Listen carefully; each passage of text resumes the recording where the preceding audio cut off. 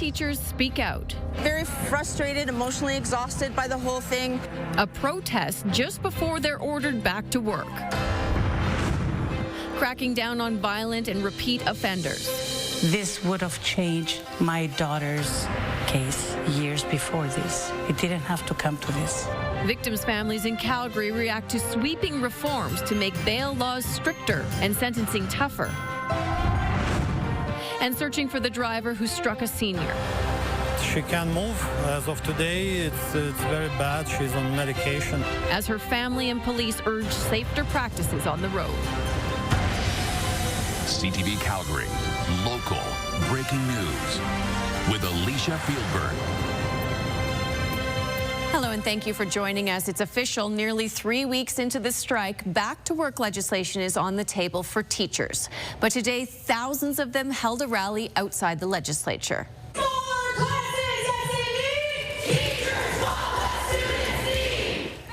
Thousands of those teachers gathered outside as the speech from the throne was read inside the legislature. Many bussed in from across the province to take part.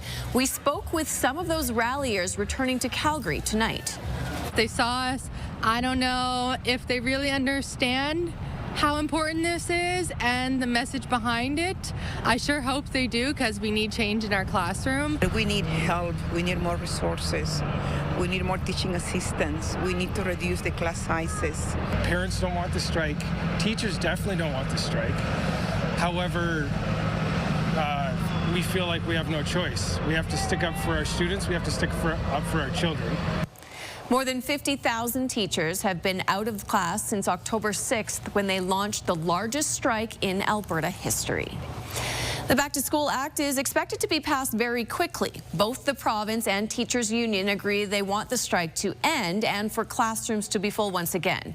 But as Stephanie Thomas reports, it's becoming less clear if the teachers' demands for improved classroom conditions will be addressed. And we want to be able to end it for the sake of both frontline teachers as well as students and their families. Neither side of the education labor disruption is budging. Without concessions to make a deal, Premier Danielle Smith says a new deadline for Alberta teachers is fast approaching. They've got 72 hours to come in and find a different way to get the kids back in class and work with us on enhanced mediation. And barring that, this is kind of the last resort. Smith says teachers will be forced back to work with the tabling of Bill 2, also known as the Back to School Act. 1,000 teachers from the Calgary region headed to the capital by the school bus load Thursday morning, unified against the provincial government. I will say that teachers are worried. No one got into education for this, right? We're worried. We don't know what's coming our way. The worry is turning into exhaustion as the strike stretches into a third week. All that time, educators have not been paid. Being a single mom, it's been challenging for sure. I contacted my bank and they paused my mortgage for 3 months, and you'd have your savings. She's also frustrated that the government can end bargaining without addressing classroom sizes, teachers' ratios, and the increasing complex student needs. Forcing us back to work, and it's just kind of like, what has this all been for then, right? The NDP opposition leader says the government is engaging in the biggest abuse of democratic rights in Alberta's history. But they're using the power like dictators, and it's an attack on teachers, on parents, on kids, on workers in their unions, and it's an attack on democracy. They're going to ram through legislation on a Monday evening at the House so that they can achieve their end goal.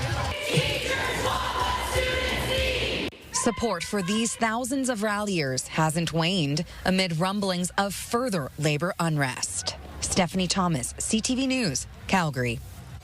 And today, further pushback against the education minister. The chief electoral officer has received a recall petition against Demetrios Nicolaides. The applicant would need to collect 16,000 signatures from the Calgary-Bow constituency by January 21st. Alberta's first bill of the fall session is drawing criticism, not for what it does, but for what it doesn't do. Bill 1 is a position usually reserved for the government's most important piece of legislation, but it has nothing to do with with teachers. It's to allow Alberta to opt out of international agreements signed by the federal government. But as Kevin Green reports, critics say it's just a diversion. The bill is being introduced to address gaps in current legislation. Premier Danielle Smith says her government's first bill of the session will ensure Alberta has a say in international deals signed by Ottawa. Ottawa can sign international agreements with other countries. That's their right. But this legislation, it makes it clear that those agreements will only become enforceable in Alberta if implemented under provincial legislation.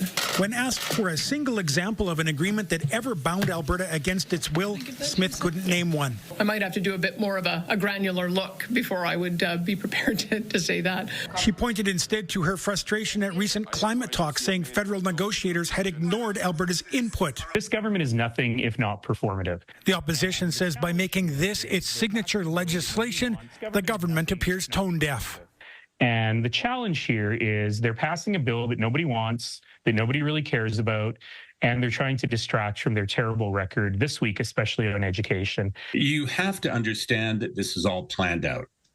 They know what they're doing with these diversions, this deflection. Political scientist Keith Brownsey says the legislation is simply political theater to direct attention from issues like education, healthcare, and unemployment. They can assert all the sovereignty they want, but it doesn't mean anything. And I would describe it nicely as the Seinfeld bill. It's a bill about nothing. The International Agreements Act will have to pass 3 readings before becoming law. It's one of 14 pieces of legislation the UCP government plans to introduce this sitting. Kevin Green, CTV News, Calgary. Now, Smith also let slip the province will be opening new offices, she called them embassies, within Canadian embassies around the world in the coming weeks. The Alberta government has settled a lawsuit with a coal company after the province reversed course on local coal mining in the Crow's Nest Pass. Evolve Power will receive $95 million in taxpayer funds. That follows a decision by the province to revoke coal mining licenses in the Crow's Nest Pass. Another company, Atrum Coal, will get $142 million from the province after it lost its coal license in Alberta. And the province is developing plans to reimburse more people for private medical testing if a serious condition is found. It's part of a proposal to expand diagnostic screening, but critics worry that it could put more stress on an already burdened system. Jordan Canagan reports. It's pitched as a plan to allow Albertans to take proactive care into their own hands. It is much easier to deal with cancer or a chronic illness if you can find it early through these detective modes that will be available for people to pay for themselves. And the province is working on a system to allow people to be reimbursed for those private MRIs and CT scans if a serious medical condition is found. Right now, the doctor's the gatekeeper. The doctor's the one who determines whether or not a test should be performed. We want to move to a model where a patient can go directly and get those tests and then be able to get them reimbursed if there's a problem. But some worry the changes could mean those same doctors will take on even more of a burden as more public and private results are reviewed by physicians. So we want to make sure that we're still following guidelines with regards to ensuring that every Albertan who's a candidate for screening has that screening available to them, and they are not delayed because of this new program. In a statement, Health Canada says Canadians should have equitable access to medically necessary care based on their medical needs, not their ability or willingness to pay. That's why the Government of Canada continues to invest in strengthening our publicly funded healthcare system. There's also a worry it could bump publicly covered patients waiting for scans and add to growing wait lists. Data from the Canadian Institute for Health Information shows wait times for MRIs and CT scans jumped in Alberta in 2024 compared to the prior year. What we've seen yesterday is the government announcement for more American-style two-tiered healthcare in Alberta. Jordan Cadigan, CTV News, Calgary. The federal government is proposing legislation to keep violent and repeat offenders locked up longer in Canada. And for Calgary families still grieving loved ones, it's a small step in the right direction. Terry Fikowski reports. Melody, I can never get it back. I can never hear her voice. It has been nearly 2 years since Maria and Andrea Nicolaitis' daughter was stabbed to death by her estranged husband, and the pain in knowing it could have been prevented is still palpable. Her killer, Carrie Gerling, was repeatedly released from court with a no-contact order on past charges against her, including sexual assault. He ignored every single one of them. He should have been in jail long before this. A new bill tabled by the Liberal government Thursday intends to make it harder to get bail for violent and repeat offenders. This is a package of sweeping reforms that includes more than 80 targeted measures that will make bail laws stricter and sentencing tougher. The proposed changes create reverse onuses, meaning it's on the accused to make a case why they should be granted bail while awaiting trial. But not everyone is on side. Release provisions. And that is that the person's not guilty at that point in time. They're innocent until proven guilty. We're just talking about pre-charge procedures. The changes would also allow for consecutive sentences, so multiple sentences can't be served at the same time. It's a positive move for Karen Venables, who runs a homicide victim support group and will mark the 23rd anniversary of her son Devin's death next month, who was killed outside a pub. He served 22 months, totally incarcerated. Is that enough for a life? I don't know. For us, it wasn't. Police advocates and politicians have demanded these changes, though there's skepticism it will solely reduce rising crime in Canada. If you want to reduce crime, you got to tackle the root causes of crime. But this will make people safer. There is no doubt about that in my mind. This will likely save some people from harm. For the Nicolaitis, the change is overdue, but a step in the right direction for a system they believe failed their daughter. A baby step. This should have been done long time ago. It's too late in my case and in our family. It's too late. Terry Fikowski, CTV News, Calgary.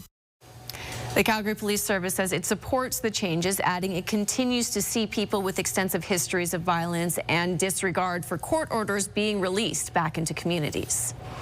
Calgary police are investigating a stabbing in Fish Creek Park. Police say a male arrived at South Health Campus just before 7 this evening, saying he had been stabbed about an hour earlier while he was walking in Fish Creek Park.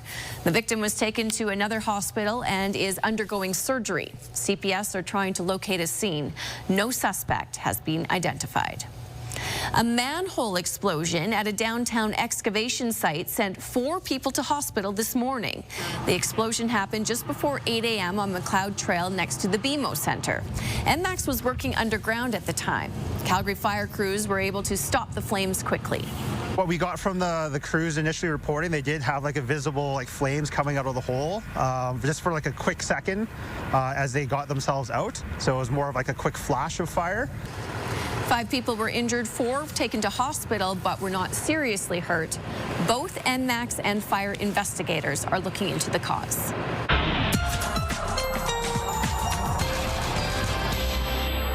All right, Danielle, tomorrow is Friday and the weather is going to be nice again, but the last day in this stretch of warm weather that we've been having. Yes, and with this last day, we're really going to make it a good one with regards to temperature. So we're looking at a high of at least 18 degrees for tomorrow. We may even crack 20 in Calgary.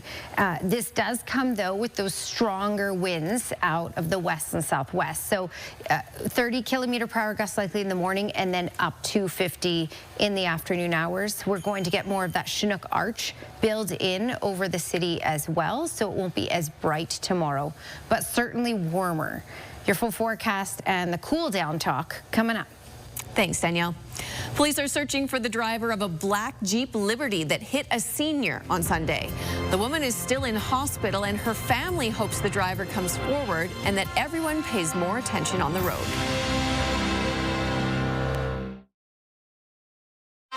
You're watching CTV News, Calgary.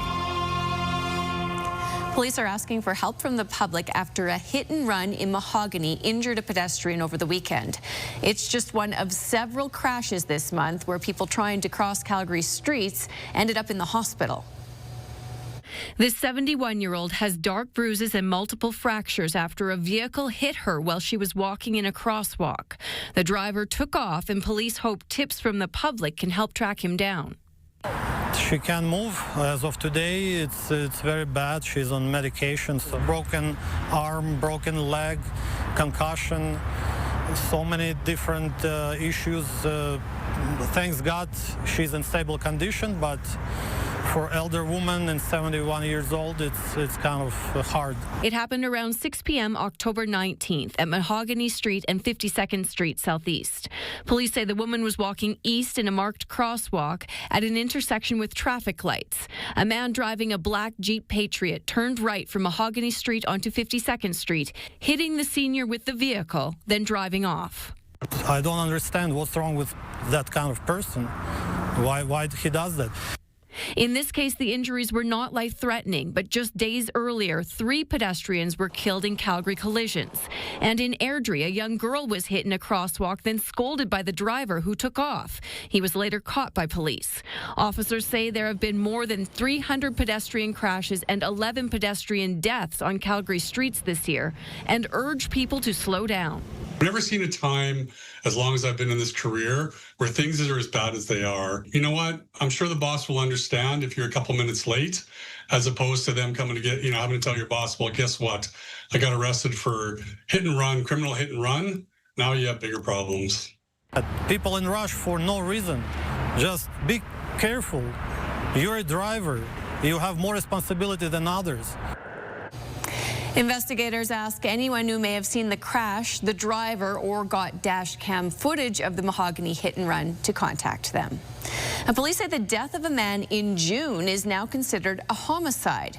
On June 15th, Cody Mitchell Morrow was assaulted in Pine Ridge. The 52-year-old was taken to hospital where he later died. Police say they are still investigating the circumstances leading up to Morrow's death and would like to hear from anyone with details. A thief broke into the camera store overnight, stealing thousands of dollars of equipment. Fittingly, it was all caught on camera.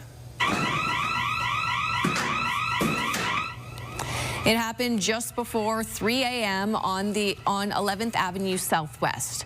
The thief targeted the high-end Sony and Nikon showcases, taking around $100,000 worth of equipment. Now, the store is offering a $5,000 shopping spree in exchange for information that leads to a conviction. A list of what was taken and the serial numbers are on their website, thecamerastore.com. You can submit tips with police or Crime Stoppers. Tomorrow is likely the last warm day for a while. Danielle's got the details in her forecast up next.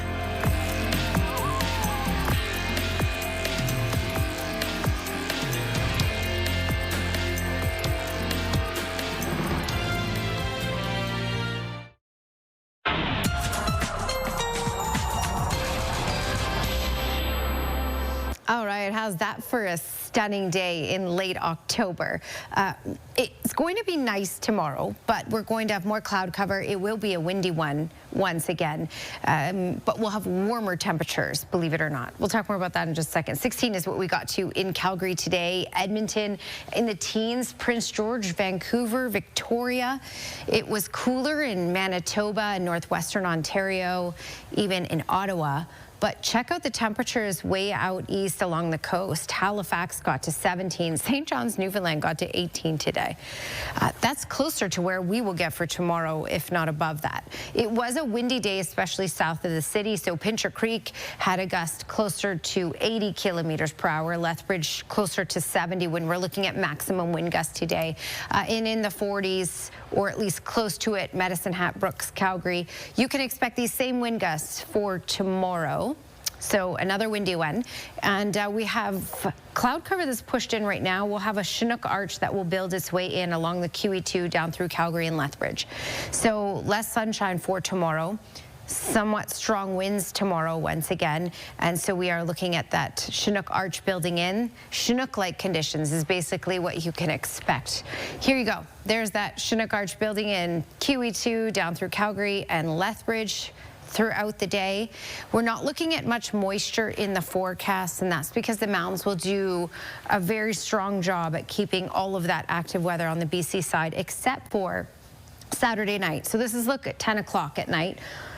You can see that rain pushing into Lethbridge, snow just to the west of Lethbridge, and for the high elevations and the mountaintops, this will push into Calgary by about 11:30 Saturday night, and then it will quickly push out. So it's not going to be significant or last very long, and it will be more of a night and overnight thing, and then starting to clear out for Sunday, which is why our long-range forecast looks like this. So Chinook-like conditions for tomorrow, that will bump us to at least 18 degrees. We may even crack 20 in the city tomorrow, but we will have that cloud deck over us, and it will be gusts up to 40, even 50 kilometers per hour. Saturday, it starts to clear out, and the temperatures will start to cool. We have rain likely on Saturday night, and then Sunday and through next week, our daytime highs will struggle to get to the double digits. We'll have some 10s, but we'll also have some single-digit highs that you can see on Monday. Thanks, Danielle. The Calgary Wranglers are about to hit home ice for the first time this season, and one local player is pumped to finally play in front of so many family and friends.